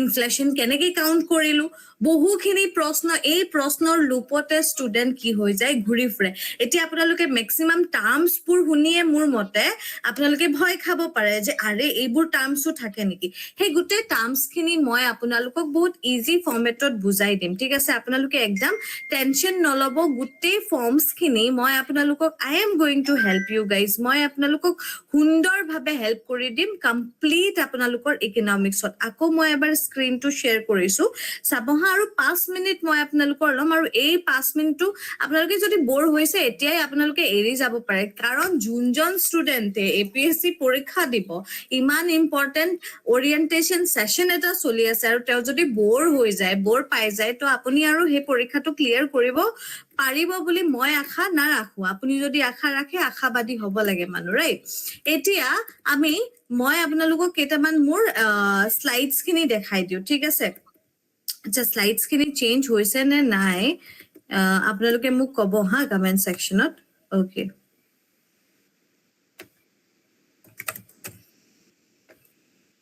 হা এতিয়া স্লাইড চেঞ্জ হ'ব এতিয়া চাওক ইন্ট্ৰোডাকশন টু ইকনমিক্সৰ বেসিক মই আপোনালোকক ইন্ট্ৰোডাকশন বুজাম বেসিক কনসেপ্ট বুজাম যে আপোনালোকে ইউটিলিটি বুলি কলে কি বুজি পাব ইউটিলিটি কি হয় what is the meaning of utility ইকনমিক্সৰ কনসেপ্টছ খিনি বুজি পাবলে হলে ইকনমিক্সৰ টাৰ্মছ খিনি বুজি পাব লাগিব সিপিআই আমি কৈছো ডব্লিউপিআই আমি কৈছো এইবোৰ আমি বুজি পাব লাগিব আমি roll of state in an economy আমি বুজি পাব লাগিব যে এটা ষ্টেটৰ কি ৰোল থাকে ইকনমি আমি এতিয়া সিএমএ কৈছে আমাৰ সিএম ছাৰে কৈছে পিএম ছাৰে কৈছে যে আসাম এটা গ্ৰোইং ষ্টেট ফাস্টেষ্ট আমি ষ্টেট হিচাপে আমাক মানা হৈছে ইমান আমি ভাল মানে হেৰি পাইছো এপ্ৰিচিয়েশ্যন পাইছো গোটেই আমাৰ ইণ্ডিয়াৰ পৰা সো ষ্টেটৰ ৰোল কি কি এনেকুৱা আছিলে যোনটো আমাৰ আসামত ইমপ্লিমেন্ট কৰা হৈছে কি ইমপ্লিমেন্ট কৰা হৈছে যাৰ ফলত আমি এইখিনি পাব পাৰিছো আমি তাৰ বিষয়ে আমি ডিসকাস কৰিম টাইপ অফ ইকনমিক্সৰ বিষয়ে আমি ডিসকাস কৰিম জিডিপি জিএনপিৰ বিষয়ে আমি জিভি আৰু জিডিপিৰ ওপৰত প্ৰশ্ন আহে চাব তাৰ ওপৰত আমি বহুত ডিসকাশন কৰিবলৈ গৈ আছো জিডিপিৰ লগতে আমি এমপ্লয়মেন্ট আনএমপ্লয়মেন্ট ইনফ্লেশন কি হয় fiscal policy what is the meaning of fiscal policy monetary policy কি হয় ইকনমিক গ্ৰোথ কেনেকৈ হয় গোটেইখিনি বস্তু আমি চাম ইকনমিক্সৰ দুটা ব্ৰাঞ্চ থাকে মাইক্ৰো মেক্ৰো আমি মাইক্ৰো ইকনমিক্সত কি পৰে বেসিক টাৰ্মছ আমি 9-10 তো হেতুৱে পঢ়িছিলো সেইখিনিটো আমি পঢ়িবই লাগিব সেইখিনি আমি বুজি পাম গ্ৰোথ কেনেকৈ হয় আমি চাম যে ইভলিউশন অফ ইণ্ডিয়ান ইকনমি কেনেকৈ হ'ল পোষ্টৰ পৰা আজিলৈকে এইখিনিৰ পৰা প্ৰিলিমছত ইমান প্ৰশ্ন নাহিলেও ইয়াৰ পৰা আপোনালোকে মেইনছৰ বেছি প্ৰশ্ন পাব নো ডাউট লং লেন্দি প্ৰশ্ন ইয়াৰ পৰা বেছি পাব কিন্তু এইখিনি যেতিয়ালৈকে নুবুজে তেতিয়ালৈকে ইকনমিক্স টাৰ্ম বুজি নাপাব বাৰ্টাৰ সিস্টেম আগতে আছিলে এতিয়া আমি দেখিছো যে যিকোনো বস্তু যদি আমি তাকে এক্সচেঞ্জ মিডিয়াম অফ এক্সচেঞ্জ হিচাপে লৈ লওঁ সেইটো আমাৰ মানিৰ ওপৰত আমি মানি বুলি মানি লওঁ সেইখিনি বস্তু কি হয় সেইখিনিওতো জানিব লাগিব প্ল্যানিং ইণ্ডিয়াৰ কেনেকৈ হৈছিলে ইকনমিক ৰিফৰ্মছ কেনেকৈ হৈছিলে 1991 ৰ পৰা এতিয়ালৈকে আমি কি দেখিলো এনেকুৱা য'ত ইভলিউশন হৈছে নীতি আয়োগ কি হয় কেনেকৈ নীতি আয়োগে কাম কৰে গোটেইখিনি বস্তু আৰু মনত ৰাখিব সদায় এটা কথা ইয়াতে মই আপোনালোকক গোটেই যদি ফাইলছখিনি দেখাবলৈ যাম আপোনালোকে ভয় খাই যাব ঠিক আছে গোটেই যদি মই বস্তুখিনি আপোনালোকক ইয়াতে দেখাই দিবলৈ যাওঁ আপোনালোকে ভয় খাই যাব কাৰণে মই নেদেখাও আৰু এইখিনি বস্তু ভয় নোখোৱাই আপোনালোকক মই কেনেকৈ পঢ়াই বুজাই দিব পাৰো তাৰে মই চেষ্টা কৰিম ঠিক আছে আপোনালোকক মই কেনেকৈ বহুত ইজি ৱেত ইকনমিক্স বুজাই দিব পাৰো আপোনালোকে যেতিয়া চাহৰ দোকানত এসপাইৰেন্টে কি কৰে চাহৰ দোকানত লাষ্টত গৈ পঢ়ি কথা পাতে তেতিয়া আপোনাৰ যোনটো way of answering and understanding জিডিপিৰ and whole economy Indian economy সেইটো ডিফাৰেণ্ট হ'ব বুলি মই আজি আপোনালোকক কথা দিব পাৰো কিন্তু মোক আপোনালোকৰ পৰা কি লাগিব এটা কমিটমেন্ট লাগিব যে মই ভাল ধৰণে পঢ়িম আপোনালোকে বেলেগ বেলেগ সোৰ্সেস গোটাব নালাগে প্যাটাৰ্ন আণ্ডাৰষ্টেণ্ড কৰিব লাগিব আমি মিলি প্যাটাৰ্ন আণ্ডাৰষ্টেণ্ড কৰিম কেনেকুৱা ধৰণৰ পৰীক্ষা পাষ্টত আহিছিলে আৰু এতিয়া সেই প্ৰশ্নবোৰ আহিব তাৰ কিমান চান্সেস আছে ট্ৰেন্ড এনালাইসিস কৰি আমি বুজিম আৰু তাৰে প্ৰশ্নবোৰৰ উত্তৰ আমি চাম যোনবোৰ নিউজত টপিক আছে য'ত ইকনমিক সাৰ্ভেত যোনটো ওয়াৰ্ড কলে যোনটো বাজেটত ওয়াৰ্ড কলে সেইখিনিৰ ওপৰত আমি ভালকে পঢ়িম তাৰ পৰা প্ৰশ্ন আমি বাৰে প্ৰতি দেখা পাওঁ ঠিক আছে সো এইখিনিয়ে মোৰ এপ্ৰোচ থাকিব কেনেকৈ মই আপোনালোকৰ ইকনমিক্স টু ইজি কৰিব পাৰো তাৰে মই ট্ৰাই কৰিম বহুখিনি ষ্টুডেন্ট ইয়াতে জয়েন হৈ আছে ইয়াতে মই আপোনালোকক লাষ্ট এখাৰে কথা কম যোনে যোনে আপোনালোকে এতিয়ালৈকে আমাৰ এই বেচটো বহুতে আমাৰ ইয়াতে জয়েন কৰা ষ্টুডেন্ট আছে হিমাংশু কুঞ্জা তেওঁলোকেতো কৰিলে আৰু কেইজনমান আছে মই নাম কেইটা পাহৰিছো যাৰ নাম মনত আছে মই সেইখিনিয়ে কৈছো বহুখিনি ষ্টুডেন্ট আছে অলৰেডি আমাৰ এই বেচত জয়েন কৰিলে আঞ্জুমানেও কৰিছে সো যোনে যোনে এতিয়ালৈকে আপোনালোকে নাই কৰা সোনকালে বেচটো জয়েন কৰি লওক আজি হয়তো কিবা ডিসকাউন্টেড প্ৰাইচতো পাইছে এইখিনি আপোনালোকে আকাংক্ষা লগত পাতি লব লাষ্টত মই আকাংক্ষাকো কম যে আকাংক্ষা অলপ তুমি কৈ দিয়া কেনেকৈ তুমি কোঅৰ্ডিনেট কৰিবা ঠিক আছে এইখিনি কথা আমি লাষ্টত পাতিম প্ৰথমে আমি দিল্লী মুখাৰ্জী নগৰৰ ছাৰ সকলক বিদায় দি লওঁ सो हाय इम्तियाज सर हारून सर राजशेखर सर आप सभी को बहुत बहुत thank you student on the behalf of student आपने इतना अच्छा एक्चुअली हमारे स्टूडेंट को एक वे में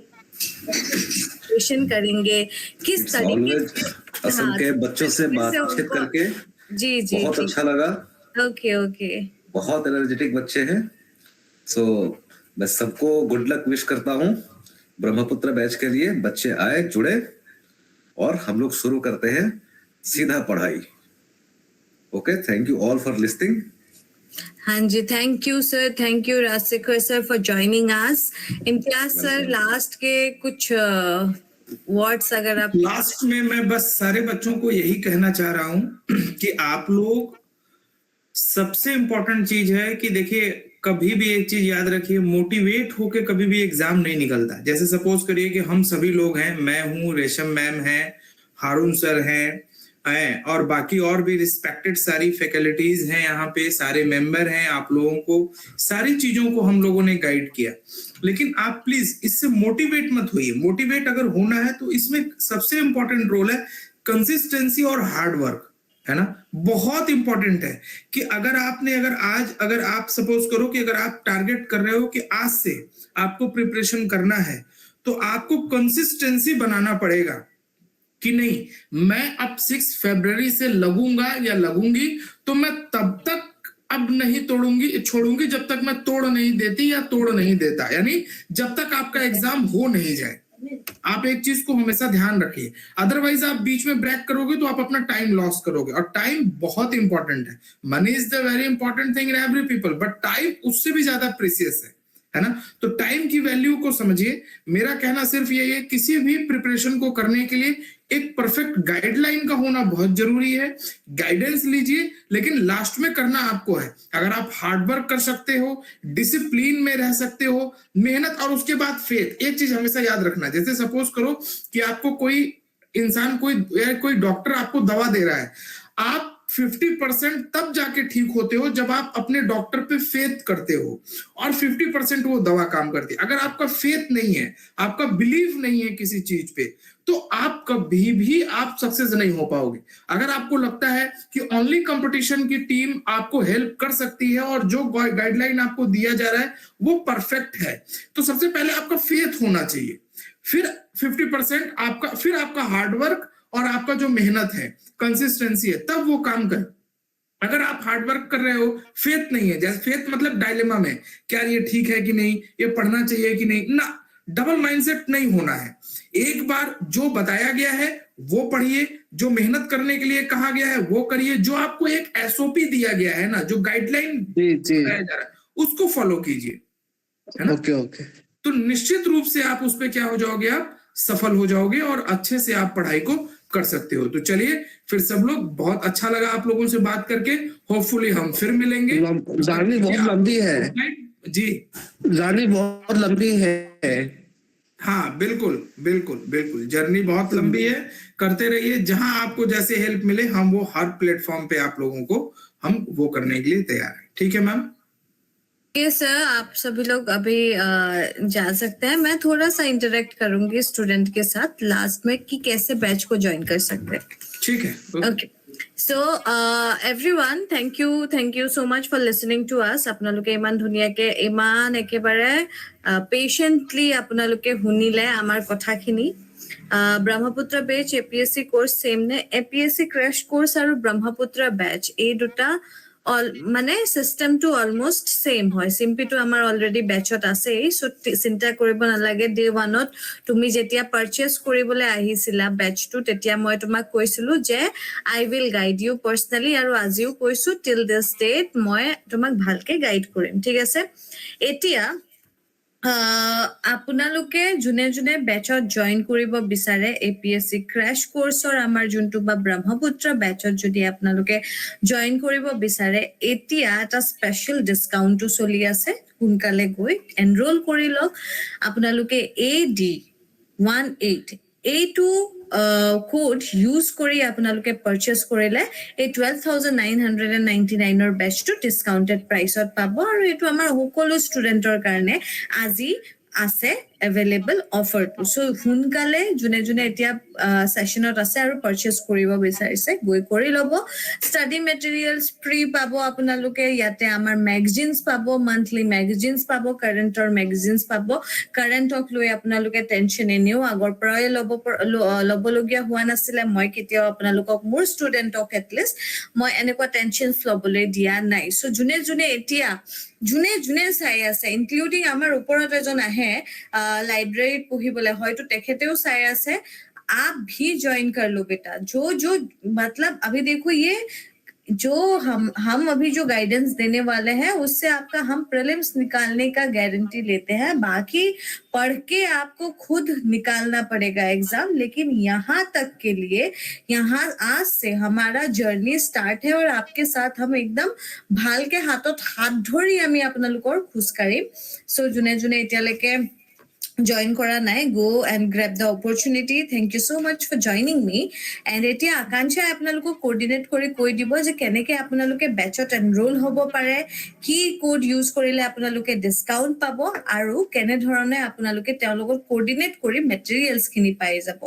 ক্লাছ কেতিয়াৰ পৰা হ'ব সকলোখিনি কথা এতিয়া আকাংক্ষা মেমে আহি আপোনালোকক কৈ দিব। আকাংক্ষা মেম, কাইণ্ডলি আপুনি অলপ বুজাই দিয়ক আমাৰ ষ্টুডেণ্টসকলক তেওঁলোকে কেনেকে জইন কৰিব পাৰিব, কোনটো এপ্লিকেশ্যন ডাউনলোড কৰিব লাগিব, কি কোড ইউজ কৰিব লাগিব, এপ্লিকেশ্যনটো ডাউনলোড কৰাৰ পাছত কি কৰিব লাগিব, এবাৰ বুজাই দিব ষ্টুডেণ্টসকলক চ' ডেট তেওঁলোকে অলপ ইজিলি ইনভলভ হ'ব পাৰে বেচটোত।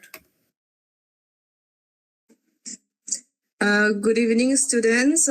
আপোনালোকৰ লগততো মই বহুতবাৰ কথা পাতিছোঁ ফ্ৰম কলছ এণ্ড অল। তো মই আকাংক্ষা, আপোনাৰ এক্সাম কাউন্সিলাৰ। তো আপোনালোকে সকলোৱে মোক এতিয়া কল কৰিব পাৰে যদি আপুনি বেচত এনৰোল কৰিব বিচাৰিছে। আৰু আপুনি সকলো ফেকাল্টিজক চিনাকিও হ'ল, আপোনালোকে গম পালে যেনেকৈ মই কৈছিলোঁ যে অৰিয়েণ্টেশ্যন প্ৰগ্ৰামৰ থ্ৰুদি আপোনালোকে গম পাব যে কোনজন ফেকাল্টিয়ে কি পঢ়াব গৈ আছে, কেনেকুৱা ধৰণৰ কণ্টেণ্টছ আপোনালোকক দিয়া হ'ব, হয় নাই? সকলো আপোনালোকক ইয়াত এক্সপ্লেনেশ্যন কৰা হ'ল। অ'কে, আৰু বাকী থাকিল যোনটো আপোনালোকৰ স্পেচিয়েল কোডটোৰ কথা কৈছিলে। অফক'ৰ্চ আপোনালোকে এনৰোল হ'ব পাৰে। ইয়াত যোনটো প্ৰাইচ দেখাইছে 11,999, তাত আপোনালোকৰ ডিছকাউণ্ট পাই যাব আপ টু 18% অফ। তো চিয়'ৰ আপুনি মোক কল কৰিব আৰু এবাৰ এনৰোল কৰাৰ কাৰণে এনকুৱাৰীও কৰিব। মেম, হয় আকাংক্ষাৰ লগতে তুমি এইখিনিও কৈ দিয়া যে কোনটো এপ্লিকেশ্যন তেওঁলোকে ডাউনলোড কৰিব। সম্পূৰ্ণ কথাখিনি বুজাই দিয়া আকাংক্ষা। তেওঁলোকতো এতিয়া আমাৰ এপ্লিকেশ্যনটো হয়তো ডাউনলোড কৰা নাইও চাগে। চ' ডাউনলোড কোনটো এপ্লিকেশ্যন কৰিব, লগ ইন কেনেকে কৰিব, কেনেকে তেওঁলোকে ডিছকাউণ্ট কোড এপ্লাই কৰিব, গোটেইখিনি বুজাই দিয়া। ঠিক আছে, অ'কে।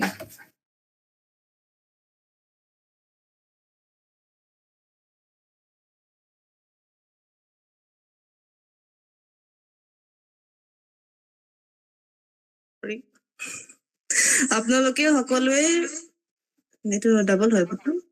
অ'কে, আপোনালোকে সকলোৱে অনলি কম্পিটিশ্যন IAS যোনটো এপ হয় সেইটো কাইণ্ডলি ডাউনলোড কৰি ল'ব। ডাউনলোড কৰাৰ পাছত চাইন আপ কৰি ল'ব। চাইন আপ কৰা মানে আপোনালোকে একাউণ্টটো ক্ৰিয়েট কৰিব লাগিব, ঠিক আছে? একাউণ্টটো যেতিয়া ক্ৰিয়েট কৰিব আপোনালোকৰ মোবাইলতে ইউজাৰ নেম আৰু পাছৱৰ্ড এই দুটা যাব। ইউজাৰ নেম আৰু পাছৱৰ্ড দি লগ ইন কৰিলে হ'ল। আপোনালোকে নিজে বেচটোত এনৰোল কৰিব পাৰিব। ডাইৰেক্টলি আপোনালোকৰ প্ৰডাক্টটো তলতে স্ক্ৰল কৰি গ'লে হ'ল মেইন হোম পেজতে। হোম পেজত আপোনালোকৰ তলতে প্ৰডাক্টটো শ্ব' কৰি দিব ব্ৰহ্মপুত্ৰ বেচ বুলি। তো তাতে আপোনালোকে পাৰচেজ কৰিব পাৰিব। আৰু মোৰ এটা কোড আছে AD18।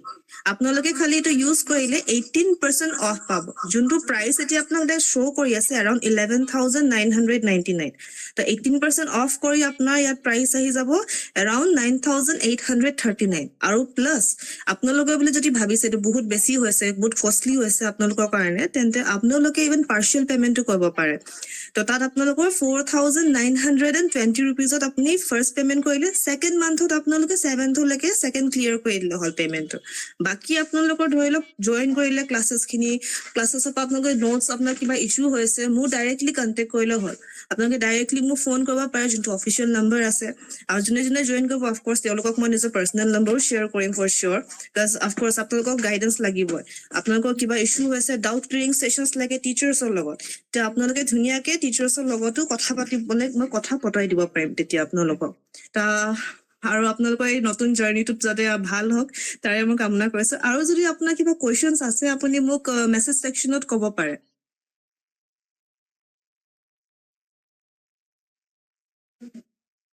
Is there any question?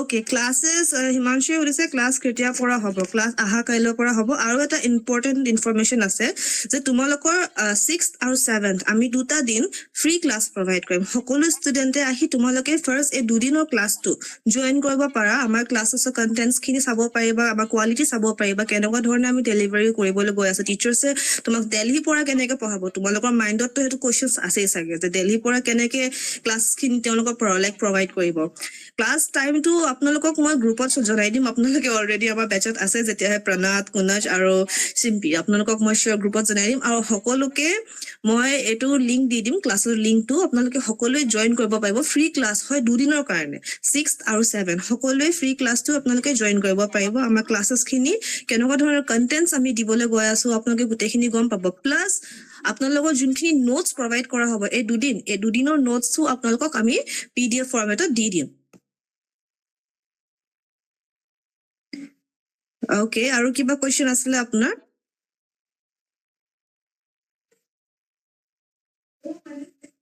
Welcome Gayatri তো ঠিক আছে আপোনালোকে বহুত সোনকালে জয়েন কৰিব বুলি আশা থাকিল